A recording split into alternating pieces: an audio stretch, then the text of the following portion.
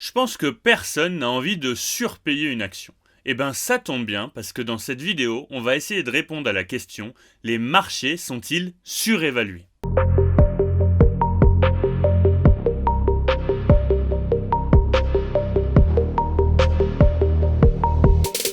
Alors pour répondre à cette question, on va analyser différents indicateurs économiques et on va essayer de savoir si c'est un moment intéressant pour acheter ou s'il vaut mieux attendre un potentiel crash ou une baisse. Petit disclaimer, je ne suis pas conseiller en investissement, ce que je vous présente c'est ma façon de faire et mon propre avis. Dans un premier temps, et c'est plutôt évident, on va parler de l'inflation. On peut voir que l'inflation a beaucoup augmenté pendant le Covid pour ensuite redescendre fortement. Et ça tombe bien parce que l'un des objectifs des banques centrales, c'est de limiter l'inflation à 2%. Pour ça, les banques centrales montent les taux d'intérêt, mais ça, on en parle juste après. Pour moi, regarder uniquement l'inflation, ça n'a pas vraiment de sens. Donc ce qu'on va faire, c'est qu'on va la comparer à la croissance des salaires. La question qu'on va se poser, c'est est-ce qu'on peut dire que les salaires rattrapent l'inflation? Selon la DARES, les salaires du privé ont augmenté de 4,6% en un an contre 4,4% pour les prix. On constate donc qu'avec une croissance de 4,6% sur un an, les salaires ont une croissance plus rapide que celle des prix, qui, dans le même temps, n'ont progressé que de 4,4%. Donc, on peut en conclure que le salaire de base connaît une légère croissance de 0,2% sur un an. Alors attention, ces chiffres, ils ne prennent en compte ni les primes, ni les heures supplémentaires. Et c'est des chiffres qui sont aussi à nuancer dans le sens où il existe des écarts entre les catégories socio-professionnelles. En 12 mois, les ouvriers voient en effet leur salaire mensuel de base grimper de 5,2%, pendant que les cadres doivent se contenter de 3,7%. Par rapport à l'inflation, les ouvriers connaissent un gain de 0,8% alors que les cadres perdent entre guillemets 0,7%.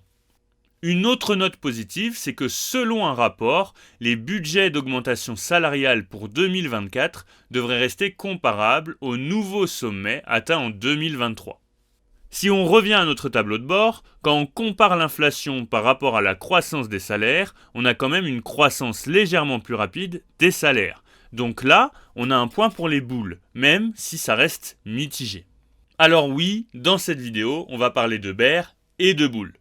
Pour faire simple, les bears, ça signifie les ours, en anglais, même si mon accent n'est pas terrible, et les boules, ça signifie le taureau. Jusque-là, vous me suivez. L'ours, il va attaquer du haut vers le bas. Il est donc le symbole de marché baissier. Par contre, le taureau, il va attaquer du bas vers le haut. Il est donc le représentant des marchés haussiers. Une autre donnée à prendre en compte, c'est l'augmentation des taux d'intérêt. Et je vous tease un petit peu, ça risque de continuer à augmenter.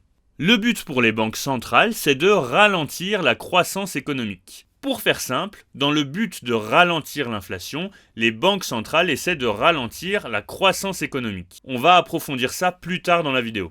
Si on regarde les taux des crédits immobiliers, aujourd'hui, on obtiendrait un prêt à un taux de 3,7%, alors que si on avait emprunté en mai 2020, on aurait eu un taux inférieur à 1%. Donc si vous voulez aujourd'hui emprunter 100 000 euros pour acheter votre maison par exemple, ça va vous coûter 3 700 euros, alors que ça vous aurait coûté seulement 600 euros il y a 2 ans. Votre capacité d'emprunt, elle se retrouve limitée par le coût du prêt. Et le phénomène que c'est en train de créer, c'est que ça décourage les acheteurs.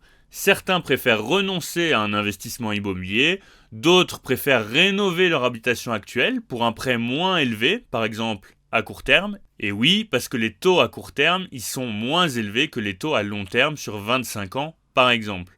Donc en gros, ils préfèrent rénover leur maison actuelle, avec un taux par exemple sur 10 ans, plutôt que d'acheter une nouvelle maison plus grande, mais d'investir pour une durée qui serait de 20 ou de 25 ans. Mais c'est pas tout. Il y a aussi les banques qui refusent de plus en plus de prêts parce que la capacité de remboursement des ménages est bien entendu impactée par la hausse des taux immobiliers. Vous entendez certainement beaucoup parler de crise immobilière, mais pour l'instant, la baisse des prix de l'immobilier est relative par rapport à la montée des taux. C'est pour ça que les gens ont toujours du mal à acheter. Les taux, ils continuent d'augmenter alors que les prix, ils baissent faiblement. Ce qui fait qu'un bien immobilier coûte toujours plus cher à cause du taux d'intérêt. Ce que ça fait, c'est qu'il y a moins de ventes. Et qui dit moins de ventes, dit moins d'activité économique. Avec les baisses de volume de transactions, les agents immobiliers font moins de bénéfices, ce qui impacte les notaires, mais aussi les courtiers. Et tout ce petit monde voit son pouvoir d'achat baisser. Et ça, c'est pas bon pour l'économie. Et c'est pareil à toutes les échelles. Les entreprises, elles vont moins emprunter, et par effet domino, elles vont moins investir, donc moins faire appel à des prestataires pour des travaux, etc. La conclusion, c'est que l'économie ralentit. Donc cette augmentation des taux d'intérêt, pour l'économie, c'est plutôt un point négatif. Et on va aller un peu plus loin en regardant le taux de construction de nouvelles habitations. On voit bien que la construction de logements ralentit. Et ça, c'est encore une conséquence de la montée des taux qui va influencer tout le marché du bâtiment et de la construction qui va devoir ralentir son activité. Pour l'instant, l'économie, elle reste plutôt résiliente, mais l'augmentation des taux sur le long terme risque de nuire de façon plus importante à l'économie. Et c'est dans ce sens que va Jérôme Powell, notre grand gourou à tous et président de la Fed. C'est un peu le chef d'orchestre de l'économie mondiale. On fera une vidéo plus détaillée sur les banques centrales et leur rôle, mais en gros, c'est les banques centrales qui décident d'augmenter ou non les taux d'intérêt dans le but de contenir l'inflation. Et oui, pour les banques centrales, l'objectif principal, et on l'a déjà dit, c'est de maintenir une inflation autour de 2%, ce qui n'est pas encore le cas. Jérôme nous a quand même donné un petit peu d'espoir la semaine dernière, il a admis que l'inflation avait nettement diminué. Mais bon, ne soyons pas trop euphoriques non plus, parce qu'il a aussi précisé qu'elle était encore trop haute par rapport à l'objectif des 2%. Donc Jérôme, il est prêt à remonter encore le taux directeur de la Banque centrale américaine et à maintenir une politique monétaire restrictive. Tout ça pour faire diminuer durablement cette satanée inflation. Et vous l'avez entendu, une politique monétaire restrictive, ça n'annonce rien de bon pour l'économie. Donc finalement, la probabilité d'un relèvement des taux de 25 points est privilégiée à 60% par les analystes. Donc en gros, on peut s'attendre à une éventuelle poursuite de la montée des taux sur le moyen long terme. Et tout ça, malgré les pressions baissières que ça entraîne sur la croissance. Bon, faisons le point. On a parlé d'inflation, de salaire, de taux d'intérêt, mais on n'a pas parlé d'emploi. Et on va donc regarder les chiffres du chômage. Le chômage, il a tendance à être l'un des indicateurs économiques les plus populaires. Et justement, en ce moment, le chômage, il est faible. Il est même proche de son plus bas depuis 15 ans. Donc on sait que beaucoup de gens ont un emploi, et ça, c'est une bonne chose. On a donc un point positif. Maintenant qu'on sait que la population a du travail, on va s'intéresser à l'endettement, et plus particulièrement à celui des ménages. Au premier trimestre 2023, le taux d'endettement du secteur privé non financier, donc en gros les ménages plus les sociétés non financières, tout ça dans la zone euro, s'établit à 114,5% du PIB. Soit une baisse de 2,4 points par rapport au trimestre précédent. Tout ça, c'est à relativiser parce que le recul des ratios de ces dettes est dû principalement à la nette croissance du PIB mondial. Pour les États-Unis et le Royaume-Uni, en revanche, on observe des diminutions plus parlantes. L'endettement est en baisse par rapport à l'augmentation du PIB.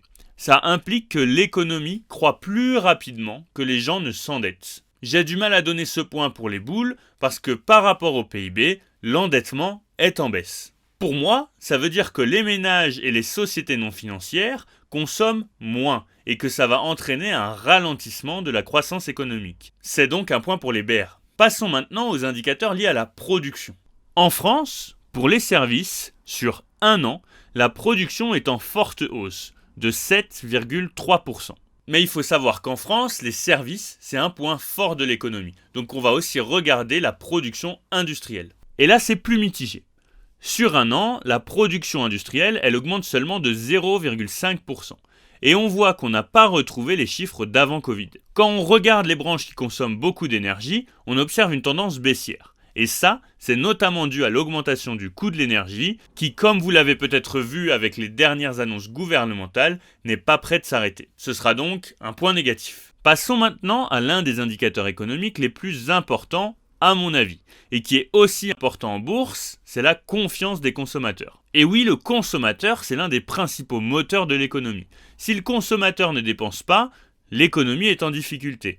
Alors que si le consommateur lâche de l'argent, l'économie marche, c'est aussi simple que ça. Quand on regarde ce graphique, par rapport aux 20 dernières années, les chiffres sont assez faibles. Alors oui, ils ont rebondi un peu ces derniers mois, mais ils sont toujours dans une zone de crise, à des chiffres similaires à la crise de 2008. Évidemment, c'est encore un point négatif. Actuellement, le S&P 500 se négocie à un PER d'environ 25.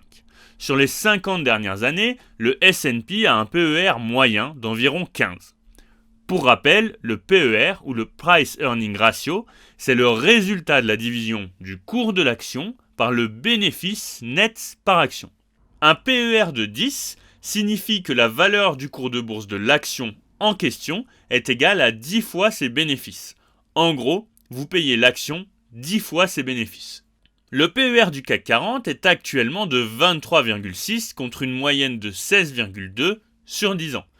Pour répondre à la question initiale, est-ce qu'on investit maintenant ou est-ce qu'on attend que la bourse corrige ? Pour moi, la bourse semble un petit peu surévaluée à ce stade. J'espère que cette vidéo vous aura été utile. N'hésitez pas à donner votre avis en commentaire et à vous abonner.